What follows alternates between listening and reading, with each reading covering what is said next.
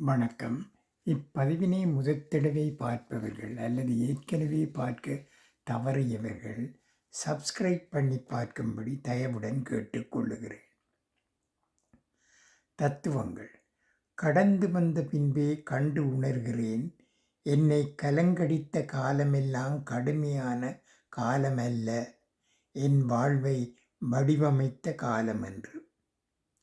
வாழ்க்கையில் எப்போதுமே சந்தோஷமாக இருப்பது ஒரு கலை. ஆனால் அதை யாரிடமும் கற்றுக்கொள்ள முடியாது. நேற்று நமக்கு ரொம்ப முக்கியமாக இருந்த விடயம் இன்று அவசியமில்லாமல் போவதுதான் வாழ்க்கை. சிலரோட இழப்பு சிலருக்கு லாபம், சிலரோட அழுகை சிலருக்கு சிரிப்பு, சிலரோட துன்பம் சிலருக்கு இன்பம், சிலரோட அவமானம் சிலருக்கு வெகுமானம். இதுதான் வாழ்க்கை. நன்றி, வணக்கம்.